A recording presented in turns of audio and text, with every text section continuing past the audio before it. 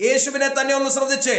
തന്നെ ചാട്ടവാർ കൊണ്ട് അടിച്ച് തന്റെ പുറം ഉഴവ് ചാല് പോലെയാക്കിയവർ, തലയിൽ മുൾക്കിരീടം വെച്ചു കൊടുത്തവർ, തന്റെ മുഖത്തേക്ക് കർക്കിച്ചു തുപ്പിയവർ, മുഖത്ത് കോലുകൊണ്ട് അടിച്ചവർ, തന്റെ താടി രോമങ്ങൾ പറിച്ചെടുത്തവർ, മൂന്നാണിമേൽ തന്നെ തൂക്കിയവർ, തന്നെ പരിഹസിച്ചവർ, അവർക്ക് വേണ്ടി യേശു പ്രാർത്ഥിക്കുന്ന ഒരു മനോഹരായ പ്രാർത്ഥനയുണ്ട്.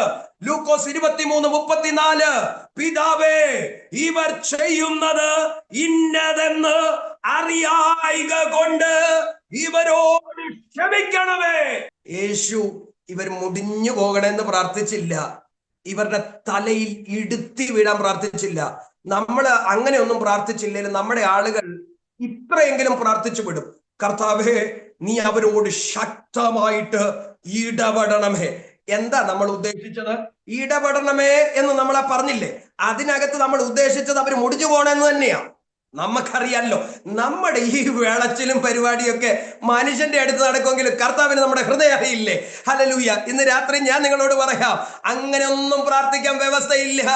ഈ രാത്രി നമ്മെ പരിഹസിക്കുന്നവർക്ക് വേണ്ടി, നമുക്കെതിരെ അപവാദം പറയുന്നവർക്ക് വേണ്ടി, നമുക്കെതിരെ സകല ദോഷവും ചെയ്യുന്നവരെ അനുഗ്രഹിച്ച് പ്രാർത്ഥിക്കാനാണ് ദൈവവചനം നമുക്ക് തരുന്ന വ്യവസ്ഥ. ക്ഷമിക്കാൻ കഴിയാത്ത വല്ലതും ഉണ്ടോ നമ്മുടെ ജീവിതത്തിൽ? അത് നമ്മുടെ അനുഗ്രഹത്തിന് തടസ്സമാകട്ടോ. അനുഗ്രഹത്തിന് തടസ്സമാ.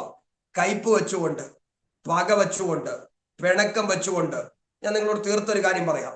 21 ഉപവസിച്ചാലും 40 ഉപവസിച്ചാലും ഇനി 100 ഉപവസിച്ചാലും ഒരു കാര്യമില്ല. വിട്ടുകളയേണ്ടത് വിട്ടുകളഞ്ഞ് ദൈവസന്നിധിയിലേക്ക് സമർപ്പിക്കുമ്പോഴാണ് ദൈവിക അനുഗ്രഹം പ്രാപിക്കാൻ കഴിയുന്നത്. ഈ ചിലരൊക്കെ പറയുന്ന കാര്യം ഭയങ്കര രസകരമാണ്. എനിക്ക് കർത്താവിനോട് ഭയങ്കര സ്നേഹമാണ്, പക്ഷെ ഇന്ന ആളോട് ഞാൻ ക്ഷമിക്കത്തില്ല. നീ പക്ക കള്ളനാ കേട്ടോ. അങ്ങനെ പറയുന്നവർ പക്ക കള്ളന്മാരാ. ദൈവത്തെ ശരിക്ക് യഥാർത്ഥമായി സ്നേഹിക്കുന്ന വ്യക്തിക്ക് ആരോടും പക വെച്ചോണ്ട് നടക്കാൻ പറ്റില്ല, പിണക്കം വെക്കാൻ കഴിയത്തില്ല, ക്ഷമിക്കാൻ തയ്യാറാകും. ഇല്ലെങ്കിൽ ദൈവത്തോട് ഉണ്ടെന്ന് പറയുന്ന സ്നേഹമില്ലേ, അത് വ്യാജമാണ്.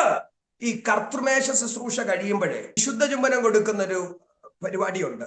ഇന്ന് രാത്രി ഞാനൊന്ന് ചോദിക്കട്ടെ, എല്ലാവർക്കും കൊടുക്കാൻ പറ്റുമോ?